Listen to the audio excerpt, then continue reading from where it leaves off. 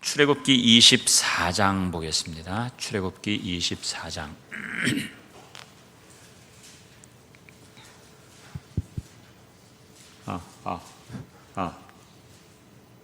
이 볼륨 조금만 좀 더 높여주세요.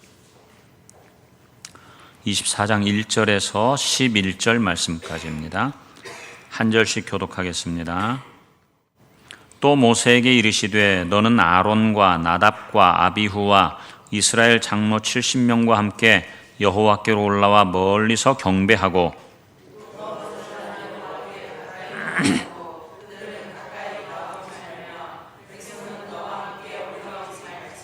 모세가 와서 여호와의 모든 말씀과 그의 모든 율례를 백성에게 전하매 그들이 한 소리로 응답하여 이르되 여호와께서 말씀하신 모든 것을 우리가 준행하리이다.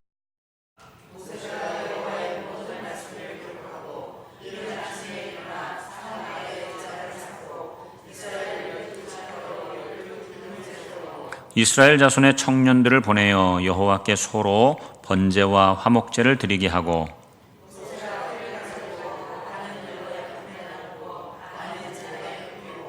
언약서를 가져다가 백성에게 낭독하여 듣게 하니 그들이 이르되 여호와의 모든 말씀을 우리가 준행하리이다.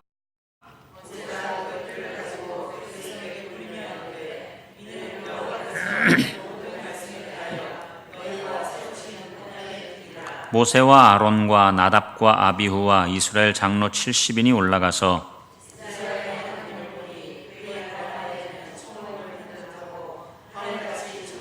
함께요 하나님이 이스라엘 자손들의 존귀한 자들에게 손을 대지 아니하셨고 그들은 하나님을 뵙고 먹고 마셨더라.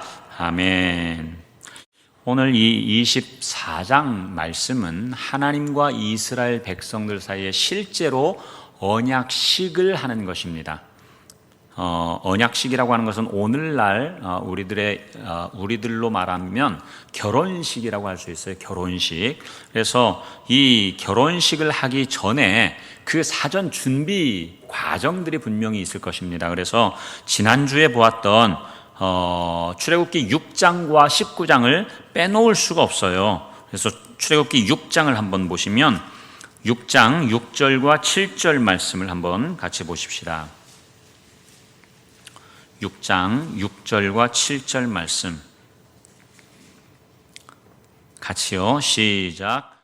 그러므로 이스라엘 자손에게 말하기를 나는 여호와라. 내가 애굽 사람의 무거운 짐 밑에서 너희를 빼내며 그들의 노역에서 너희를 건지며 편팔과 여러 큰 심판들로서 너희를 속량하여 너희를 내 백성으로 삼고 나는 너희의 하나님이 되리니 나는 애굽 사람의 무거운 짐 밑에서 너희를 빼낸 너희의 하나님 여호와인 줄 너희가 알지라. 아멘. 6절과 7절 말씀에서 가장 중요한 것은 7절 상반절 말씀이에요. 너희를 내 백성으로 삼고 나는 너희의 하나님이 될 것이다. 너희는 나의 백성이 되고 나는 너희의 하나님이 되겠다라고 하는 것이죠. 무엇을 통해서 이렇게 되는가 하면 언약이라고 하는 것을 체결해서 그렇게 되는 거예요. 언약. 그런데 언약을 체결하기 위해서 먼저 해야 될 일이 무엇이냐면 이 이스라엘 백성들을 끄집어내야 되는 것이지요. 애굽에서부터 구원해야 된다는 거예요. 구원. 그래서 6절은 하나님께서 하나님의 일방적인 방법으로 하나님께서 일방적으로 이스라엘 백성들을 애굽에서부터 구원해 내시는 거예요. 애굽 사람의 무거운 짐 밑에서 너희를 빼내고 그들의 노역에서 너희를 건져내고 편팔과 여러 큰 심판들로 너희들을 내가 속량해냈다, 구원해냈다라고 하는 것이죠. 그렇게 할 때에 내가 너희들의 하나님이 되고 너희는 나의 백성이 될 것이다 라고 하는 거예요. 그 다음에 이제 19장으로 가서 한번 보시면 출애굽기 19장으로 가서 보시면 지난주에 보았던 말씀인데 4절, 5절, 6절 말씀입니다. 4절, 5절, 6절 내가 애굽 사람에게 어떻게 행하였음과 내가 어떻게 독수리 날개로 너희를 업어 내게로 인도하였음을 너희가 보았다. 이 4절 말씀도 동일하게 하나님께서 일방적으로 이스라엘 백성들은 이 구원받는데 애굽에서 나오는데 어떠한 일도 한 게 하나도 없어요. 오직 하나님의 일방적인 구원이지요. 일방적인 구원. 그것을 일컬어서 출애굽 구원이라고 하는데, 이렇게 해서 내가 너희들을 독수리 날개로 업어서 너희들을 내게로 인도해내었다라고 하는 거예요. 그 다음에 5절에 보면 세계가 다 내게 속해 있다. 너희들만이 내 것이 아니라 세계가, 모든 세계가 다 내 것이다 라고 하는 거예요. 우리 이미 알고 있는 것처럼 창세기 12장 3절에 보면 하나님께서 아브라함에게 말씀하시는데, 너를 축복하는 자에게 내가 축복하고 너를 저주하는 자에게 내가 저주하리니 세계 모든 족속이 너로 말미암아 복을 받을 것이다 라고 그랬어요. 무엇이? 이스라엘 백성만 아니고 세계 모든 족속이 너로 말미암아 복을 받는다. 그러니까 세계의 모든 족속, 즉 여기서 말하는 세계가 다 하나님의 소유라고 하는 거예요. 하나님의 것이다. 그런데 세계가 다 내게 속했는데 지금 하나님이 말씀하시는 게, 너희가 내 말을 잘 듣고, 이제 이스라엘 백성들에게 조건을 거는 거예요. 세계가 다 내게 속해 있지만 너희가 내 말을 잘 듣고 언약을 잘 지키면 너희는 모든 민족 중에서 내 소유가 되겠다라고 하는 것이지요. 그러니까 세계가 다 내 것인데 그 세계 모든 사람들 중에서 너희가 내 말을 잘 듣고 언약 안에 있으면 너희들은 내 소유가 된다라고 하는 말은 이 모든 사람들 중에서 특별한 존재가 된다 그 말이에요. 특별한 존재. 뭐 아무리 자녀들이 많아도, 자녀들이 아니고 아이들이 아무리 많아도 막 널려 있어도 그 아이들 중에서 특별한 존재가 분명히 있어요. 누구예요? 내 자식이지. 내 자식. 아무리 뭐 운동장에 뛰어노는 수많은 아이가 있어도, 여러분 그 아이들 가을 운동회 할 때 막 그 트랙을 돌잖아요. 막 빙빙 돌아. 근데 엄마의 눈은 누구를 따라갈까? 자기 자녀 달리는 대로 엄마의 눈이 따라간다니까. 이렇게 다른 아이 쳐다보지도 않아요. 꼴찌해도 꼴찌하는 그 자녀 쳐다보는 거예요. 이게 특별한 보화예요. 그런 소유로 삼아주시겠다라고 하는 거예요. 물론 모든 세계가 다 내 것이다. 그런데 내가 너를 소유로 삼겠다. 나의 소유로 삼겠다. 지난주에 말씀드렸던 것처럼, 그래서 이 소유라고 하는 것이 히브리어는 서굴라라고 하는데요. 서굴라라고 하는데 특별한 보화라고 하는 말이에요. 특별한 보화 또는 아주 보배로운 존재.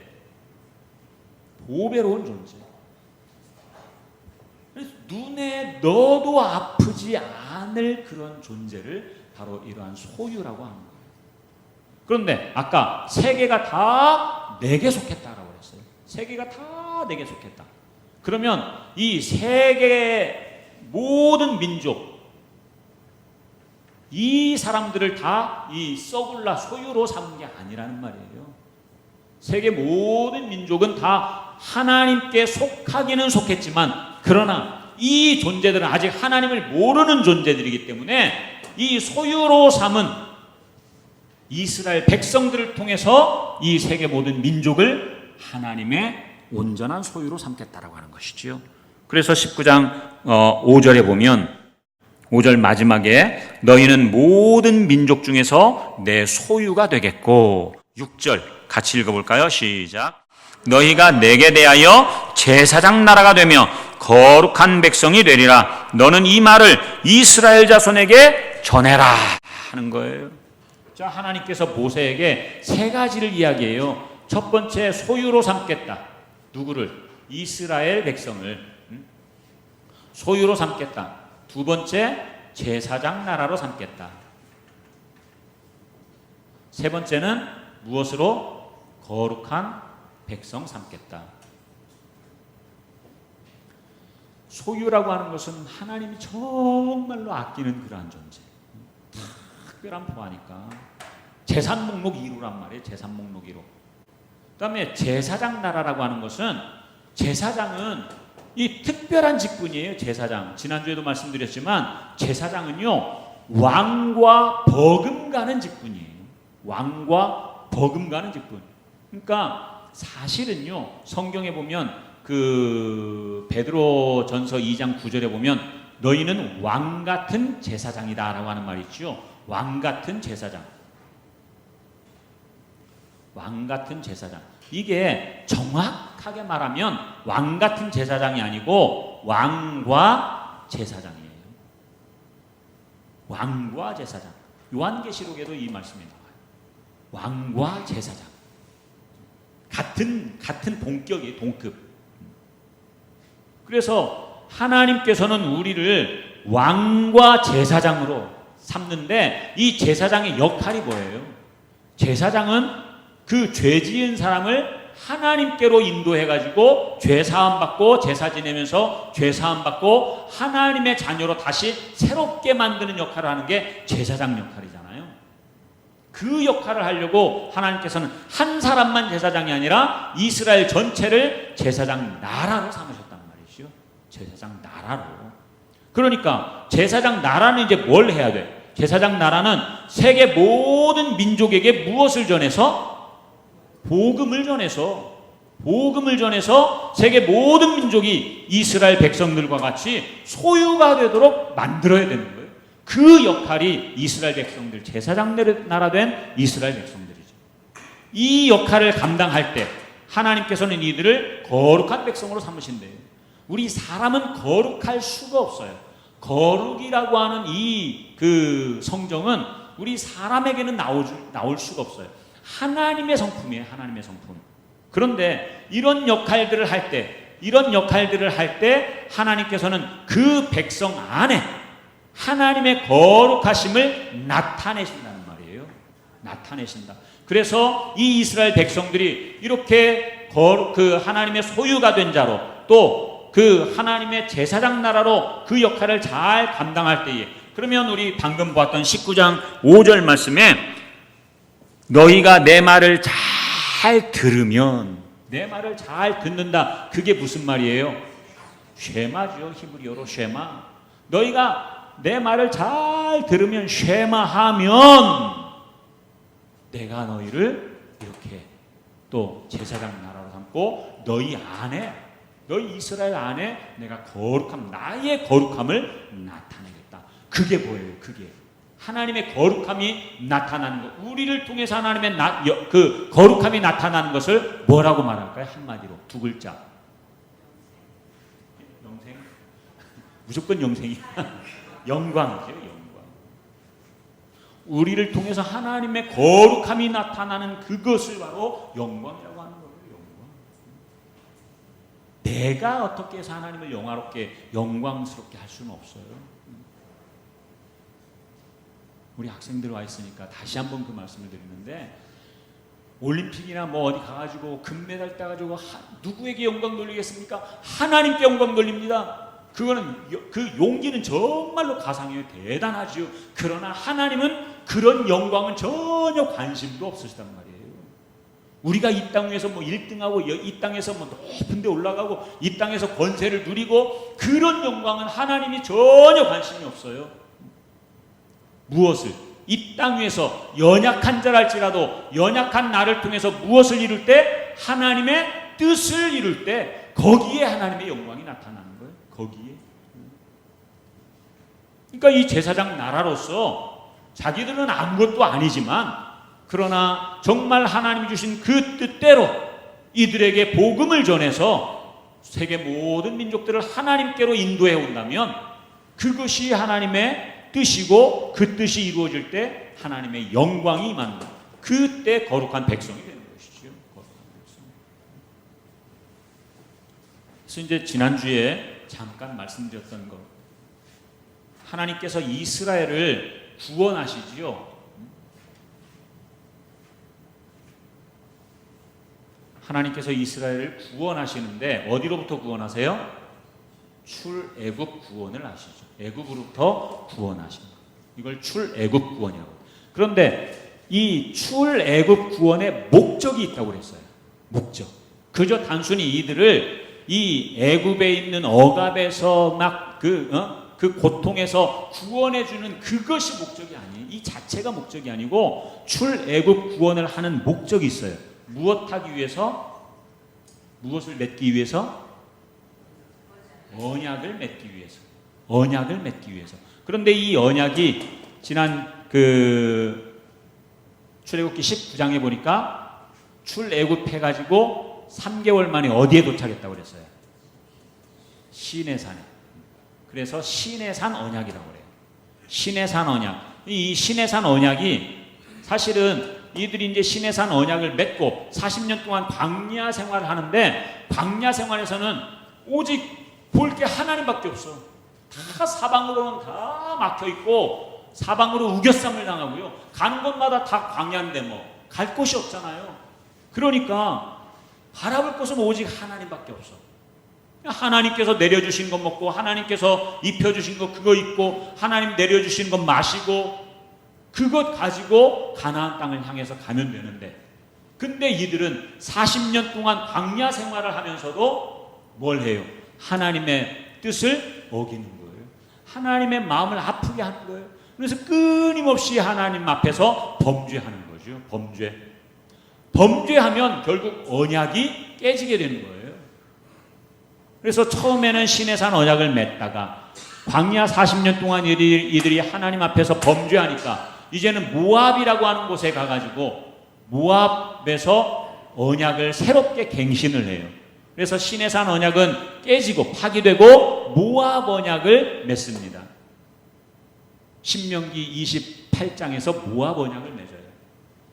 그런데 재밌는 것은 시내산 언약에서는요, 하나님이 계명을 주시는데, 여기 이제 언약을 맺으면 언약을 잘 유지할 수 있도록 하나님 주시는 게 뭐냐면 계명이에요. 이게 출애굽기 19장에서 나오고, 이제 20장에서는 출애굽기 20장에서부터 23장까지는 20장은 특별히 10계명이 나오죠. 10계명. 21장에서 23장까지는 10계명 외에 이스라엘 백성들끼리 서로 지켜야 할 규범이 나와요. 그래서 20장부터 23장까지 계명이 주어져요. 이러한 계명을 하나님의 말씀이라고도 하고, 또는 히브리어로 토라라고도 하고, 뭐 법이라고도 하고, 뭐 이런 것들이 이제 주어진단 말이에요. 그래서 이 말씀을 잘 지키면, 아까 19장 5절에서 6절에서 5절에서 그랬죠. 너희가 내 말을 잘 듣고, 그 듣고가 쇠마라고 그랬어요. 쇠마를 잘 하면 언약이 유지되는 거예요. 언약이 유지되는 것. 그런데 이들이 이 계명을 지키지 않아요. 그러니까 이 시내산 언약이 깨지고 파기되고, 그 다음에 모압 땅에 가서 가나안 땅에 들어가기 직전에 모압 언약을 다시 맺습니다. 다시 맺어. 그런데 여기 언약 맺은 거 깨지고 또 다시 맺고 또 깨지고 또 다시 맺고 이게 무슨 소용이 있어? 그럼 계속해서 깨지면 또 맺고 깨지면 또 맺고 하면 되지. 중요한 것은, 여러분, 우리 사람과 사람 사이에서는 한 사람이 언약을 깨뜨리면 그 언약은, 그 약속은 계속 유지가 됩니까, 안 됩니까? 한 사람이 깨지면 그 약속이 유지가 안 돼요. 자동으로 깨져버리는 거예요. 그러나 우리 사람과 하나님 사이의 언약은 깨질 수가 없어요. 깨질 수가 없어. 우리 사람은 불의하지만 하나님은 어떻기 때문에? 불의하실 수가 없기 때문에. 로마서 9장 14절, 하나님이 불의하시냐? 그럴 수 없느니라. 하나님은 불의하실 수가 없는 거예요. 하나님은 거짓말도 하지 못하시고 시건하지 않으신다고 그랬어요. 그렇기 때문에 설령 이스라엘 백성들이 언약을, 계명을 지키지 않아서 언약을 깨뜨릴지라도 하나님은 의로우시기 때문에 이 언약을 완전히 없애지 않고 다시 갱신하시는 거예요. 그래서 모압 땅에 와서 모압 언약으로 갱신하는 거죠. 근데 이제는 요단강을 건너서 가나안 땅 안으로 들어갔는데, 가나안 땅에 딱 들어가니까 두 개의 어마어마한 신이 있는 거예요. 바알과 아세라 신이 있죠. 바알과 아세라 신은 이 가나안 땅 토착 신인데, 이 바알이라고 하는 신은 풍요의 신이고 아세라 신은 쾌락의 신이에요. 쾌락의 신. 이 두 개의 신 앞에서 이스라엘 백성들이 어떻게 해요? 광야에서도 이 언약을 못 지켰는데 가나안 땅에 이 두 개의 신이 딱 버티고 있으니까 지킬 수가 없지요. 그래서 모압 언약도 역시 깨지고 말아요. 그리고 이제 이 가나안 땅에 들어가 가지고 여호수아와 함께 가나안 땅에 들어가는데요. 여호수아가 죽기 직전에 언약을 다시 한번 갱신하지요. 그 갱신하는 언약이 어디에서 갱신을 했느냐? 세겜이라고 하는 곳에서 갱신을 하기 때문에 세겜 언약이라고 해요. 여기는 여호수아 24장에 나와요. 그래서 여호수아가 이스라엘 백성들에게 이야기하죠. 나는 나와 내 집은 여호와만 섬기겠다. 너희들은 너희 조상들이 섬기던 저기 광야에서 섬기던 그 신들을 섬기든지 아니면 이 가나안 땅에서 섬기던 그 신을 섬기든지 너희들은 택해라. 그러나 나와 내 집은 오직 여호와만 섬기겠다 하는 거예요. 그러니까 이 이스라엘 백성들이 어떻게 하느냐? 아닙니다, 여호수아 선생님. 우리 그렇게 하지 않겠습니다. 우리 정말로 하나님 말씀을 잘 준행하겠습니다. 쉐마하겠다고 하는 거예요. 쉐마하겠다고. 그러면서 이 세겜 언약이 다시 갱신이 되는 거죠. 세겜 언약. 그런데 세겜 언약을 딱 맺고 나서 여호수아가 죽어요. 그리고 나서 사사시대가 되죠. 성경에도 사사기가 나오는데 사사기 21장까지 있는데요. 사사기 쭉 읽어보면 제가 오늘 사사기 이제 마지막까지 다 읽었는데 사사기 쭉 읽어보면 마지막에 누구까지 타락을 하느냐면 레위인들과 제사장들까지 다 타락을 해요. 레위인들과 제사장까지 완전히 영적인 타락이 끝을 모르고 추락하는 거예요. 이 사사기 시대 400년 동안 과연 이스라엘 백성들이 이 언약을 지켜낼 수 있었겠느냐? 제사장이나 레위인들까지 타락하는데 그래서 결국 세겜 언약도 파괴되고 맙니다. 그리고 나서 이 세겜 언약이 파괴되고 나서 이제는 더 이상 갱신하지 않아도 되는, 바꾸지 않아도 되는 완전한 언약을 하나님께서 세우시는 거예요. 그 언약이 무슨 언약이냐? 자, 여기선 출애굽 구원을 이루셨고 출애굽 구원의 목적이 언약을 세우기 위함이에요. 그래서 여기서는 시내산 언약을 세우고 시내산 언약을 잘 유지하도록 계명을 주시지요. 그러면 이제는 오늘날 우리들에게는 어떤 언약의 조건이 있는가? 여기서는 출애굽 구원이라고 한다면 우리도 마찬가지로 구원을 하는데 우리는 어디로부터 구원? 제가 지난주에 한자로 썼잖아요. 죄로부터 구원. 죄로부터 구원하기 위해서 예수님이 지신 게 뭐예요? 십자가지요. 그래서 죄로부터 구원 또는 십자가 구원이라고 그래요. 십자가 구원, 죄로부터 구원을 이루시는 것. 이것은 이 두 가지가 다 동일하게 하나님의 일방적인 구원이에요. 우리가 구원받는 데는 내가 어떤 것 한 가지도 한 게 없어요. 하나님의 일방적인 구원이란 말이에요. 이거나 똑같아요. 그런데 이 죄로부터 구원을 이루기 위한 목적이 무엇이냐? 바로 이것도 동일한 언약이에요. 언약. 그런데 아까 여기 세겜 언약도 이제 파괴되고 무슨 언약으로 하나님께서 완전한 언약을 이루시는가 하면 새 언약이에요. 새 언약. 그냥 언약이 아니라 새 언약.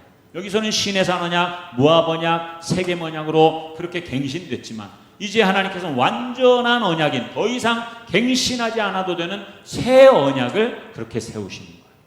이 새 언약을 이루기 위해서 조건을 거시는데 그 조건이 여기가 뭐라고 그랬어요? 뭘 주셨다고 그랬어요? 계명을 주셨다고 그랬는데 여기서는 어떤 계명을 주신다고요? 새 계명을 주시는 거예요. 새 계명. 지금 우리는 이 시대에 살고 있지 않아요. 이 시대가 아니라 이 시대에 살고 있어요. 이 시대에. 죄로부터 구원받았고 예수님의 십자가로 인해서 우리를 구원하셨다. 우리는 어떤 언약 안에 있느냐? 새 언약 백성이란 말이에요. 새 언약 백성. 새 언약 백성이 되기 위해서 우리가 행해야 될 것. 여기서는 이것을 지켜야 됐어요. 지켜야 돼.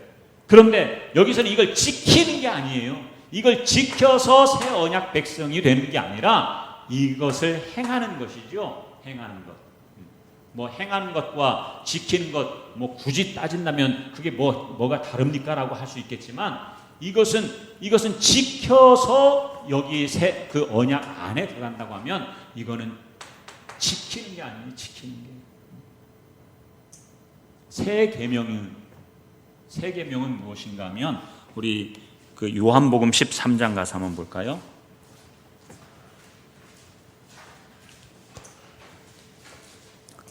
요한복음 13장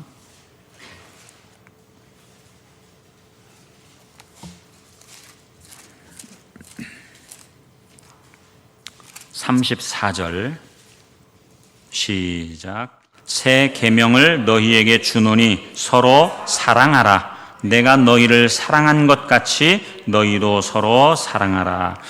여러분, 우리 사람과 사람이 주님이 우리를 사랑하신 것처럼 사랑할 수 있을까요? 없을까요? 우리 사람의 성정으로 사랑할 수 없어요. 우리 안에 뭐가 있어야 될까요? 주님의 생명, 그 주님이 사랑하시는 그 사랑이 필요하단 말이에요. 창세전의 세계에서 삼위 하나님도 그러한 관계가 있었잖아요.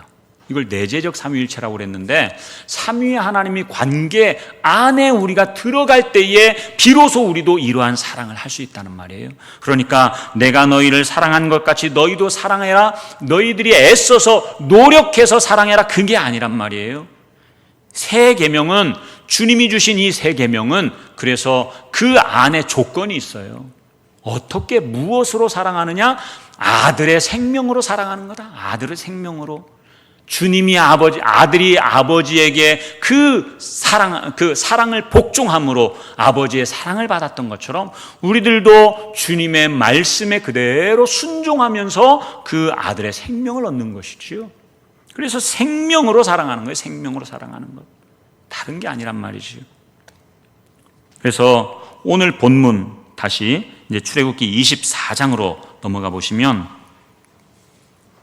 여기가 언약식, 결혼식이라고 그랬는데 24장 3절에 보니까 모세가 하나님께 말씀을 듣고 와가지고 이스라엘 백성들에게 그 율례를 쭉 이야기해요. 그러니까 이스라엘 백성들이 뭐라고 이야기하느냐면 여호와께서 말씀하신 모든 것을 우리가 준행하겠습니다. 약속을 합니다.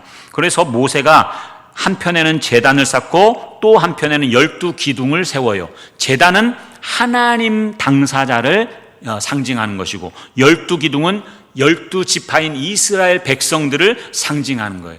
언약이라고 하는 것은 양쪽 당사자가 있어야 맺을 수 있는 것이기 때문에 하나님과 이스라엘 백성들인 그 제단과 12기둥을 그렇게 세우고 이제 언약을 맺는 것이죠. 소를 잡아서 번제와 화목제를 드리고 소를 잡을 때 나온 그 피를 양푼에다가 담아요. 양푼에다가 담아서 바가지에다가 담아가지고 그 바가지에 그 피의 반은 제단 하나님 편에다가 갖다 뿌리고 그리고 나머지는 바가지 안에다 그대로 둬요. 그 다음에 이스라엘 백성들 앞에서 언약서를 낭독합니다. 언약서는 무엇이 언약서냐면 4절에 보니까 모세가 여호와의 모든 말씀을 기록하고 그래서 이 기록한 언약서를 이스라엘 백성들에게 이제 읽어주는 거예요. 그것을 읽어주니까 7절에서 이스라엘 백성들이 뭐라고 해요? 언약서를 가져다가 백성에게 낭독하여 듣게 하니 그들이 이르되 여호와의 모든 말씀을 우리가 준행하겠습니다. 또 한 번 준행하겠다고 그냥 철두철미하게 약속을 합니다. 그 약속을 하자 모세가 남은 그 피가 남아있는 그 반절을 이제 이 이스라엘 백성들에게 뿌리지요. 그런데 그 피를 일컬어서 언약의 피라고 하는 거예요. 구약시대에는 언약을 맺을 때 이렇게 짐승의 피로 맺었지요. 신약시대에는 다른 피로 맺는 것이 아니라 예수 그리스도의 피. 그래서 여기에서 새 언약을 우리가 맺었다고 그랬는데 이 새 언약은, 이 신의 산 언약은 짐승의 피로 맺는다고 하면 이 새 언약은 무엇으로? 예수 그리스도의 피로. 누가복음 22장 20절에 이 산은 내 피로 세우는 새 언약이다 말씀하시는 거예요. 예수님 당신께서 십자가에서 흘리신 그 피로 말미암아 이제 우리를 새 언약 백성 삼아 주시는 거예요. 새 언약 백성된 우리들은 무엇을 해야 되느냐? 주님께서 말씀하신 그 새 계명을 이제 지켜야 되는 것이지요. 그런데 어떤 율법 조항을 지켜서 우리가 구원받는 게 아니라 주님께서 주신 그 세 계명, 서로 사랑해라라고 합니다. 서로 사랑하는 것은 그저 내가 착한 마음 먹고 좋은 마음 먹고 사람들에게 도와주는 그것으로 서로 사랑하는 것이 아니라 아들의 생명, 예수 그리스도의 생명으로 살아가는 것, 그것이 서로 사랑하는 것이라고 하는 말이에요. 그래서 이제 우리가 죄로부터 구원받고, 이것은 일방적인 구원이고, 새 언약 백성이 되어서 날마다 새 계명 안에서 그렇게 살아갈 수 있는 거예요. 그 모습이 무엇인가 하면 10절과 11절 말씀이에요. 그렇게 언약을 잘 세우고 난 그들의 모습이 바로 10절과 11절. 시작. 이스라엘의 하나님을 보니 그의 발 아래에는 청옥을 편듯하고 하늘같이 청명하더라. 하나님이 이스라엘 자손들의 존귀한 자들에게 손을 대지 아니하셨고 그들은 하나님을 뵙고 먹고 마셨더라. 아멘. 여러분 10절, 우리가 하나님을 보니 그의 발 아래는 청옥을 편듯하고 하늘같이 청명하더라. 여러분 이런 데 가고 싶지 않으세요? 여러분들이 바로 이 자리에 좀 서고 싶지 않습니까? 청옥을 편듯하고 사파이어처럼 그냥 푸른 색깔의 그 보석들이 그냥 쫙 깔려 있고, 요한계시록 20장 이후에 보면 이런 하나님 나라가 묘사되고 있지요. 그래서 여러분 사실은 하나님을 뵈면 사람은 죽게 되어 있어요. 죽게 되어 있어요.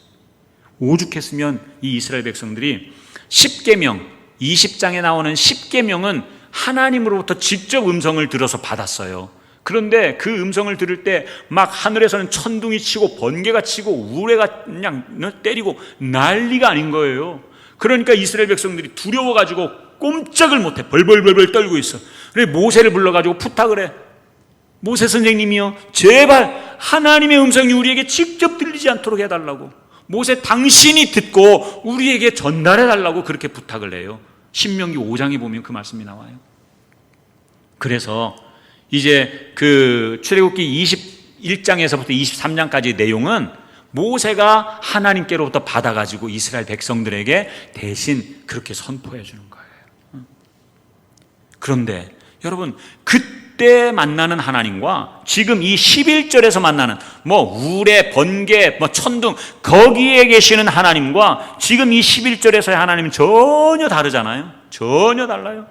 이 11절에서 말씀하시는 이 하나님을 배웠지만 하나님께서 그들을 손대지 아니하셨고 하나님을 보면서 먹고 마시는, 결혼식 하고 나면 그 피로연 하는 것처럼 정말 기쁘고 즐거운 그 모습이에요. 이게 바로 무엇이냐면 영원한 하나님의 나라, 하늘 성소를 이야기하는 거예요. 하늘 성소. 그래서 이것은 무엇으로 들어갈 수 있는가? 우리 마지막 히브리서 한번 볼까요? 히브리서 8장.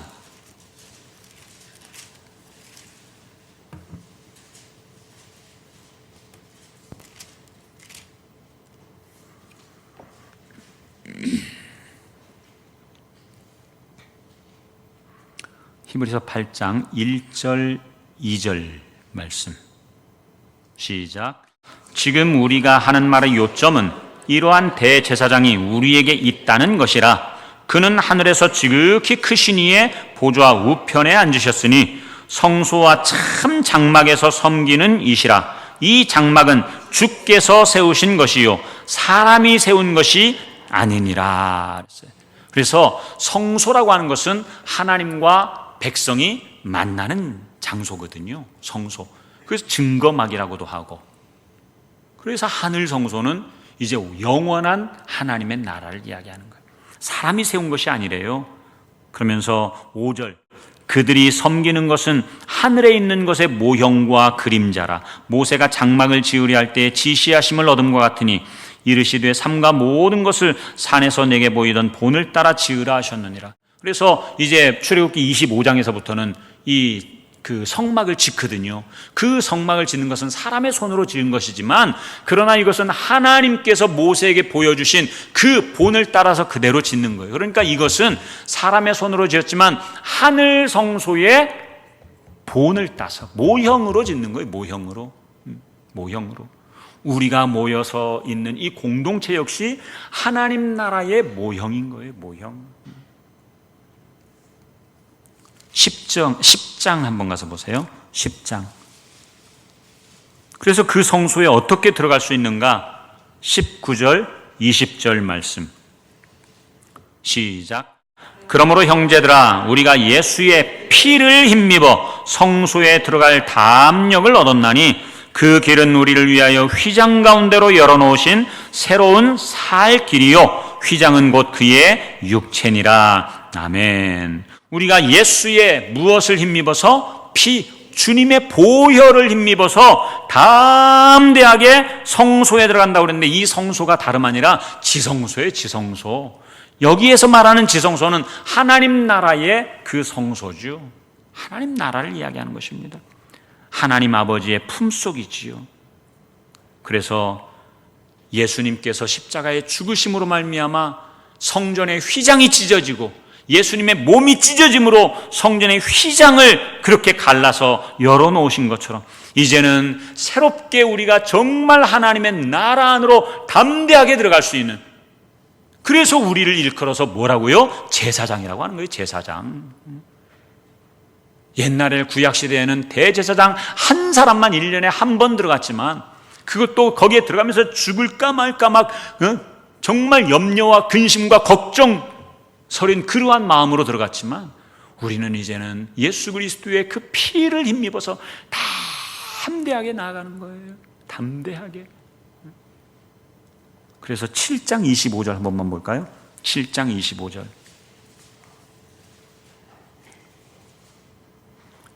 시작. 그러므로 자기를 힘입어 하나님께 나아가는 자들을 온전히 구원하실 수 있으니 이는 그가 항상 살아계셔서 그들을 위하여 간구하심이라. 아멘. 우리를 위해서 십자가에 죽으시고 피 흘리신 그 주님께서 이제는 그 보혈을 힘입어 하나님께로 우리로 하여금 나아가게 하시는 거예요. 여러분, 우리의 최종 목적지는 예수님이 아니고 하나님 아버지 품이에요. 아버지 집에까지 나가는 거예요. 거기가 우리의 최종 목적지라고요. 성령님까지 나가는 것도 아니고 예수님까지 나가는 것도 아니고 예수님과 성령님을 통해서 아버지께로 나가는 거라고요. 아버지께로. 오죽 답답했으면, 여러분, 갑자기 제가 그분 성함을 잊어버렸는데, 잊혀진 아버지라고 하는 책을 쓰신 분이 있어요. 잊혀진 아버지. 우리는 진짜 하나님께로 나가야 되는데 맨날 예수님, 성령님 거기서 끝나는 거예요. 아버지께로 나가지를 못하고 아버지 품에까지 나가야 거기가 완전한 하나님 나라예요. 그 안에서 우리가 완전한, 아까 그 먹고 마시는 그 잔치를 벌일 수 있는 것이지요. 오늘 이 말씀을 통해서 우리들이 정말 주님이 주시는 그 나라의 기쁨이 얼마나 귀한가. 그 나라의 기쁨은 죽어서 누리는, 죽어서 가는 그 천국이 아니라 매일 영원한 현재로 우리가 누릴 수 있는 나라여야 된단 말이에요. 말씀과 성령을 통해서 날마다 그 나라를 누리고, 하늘의 성소가 바로 아들의 그 피를 통해서 온전히 세워지는 것처럼, 오늘도 우리가 그 말씀과 아들의 그 보혈을 통해서 우리의 죄를 씻고 주님께로 나아가는 그런 우리 모든 성도님들 되기를 주님의 이름으로 축원합니다.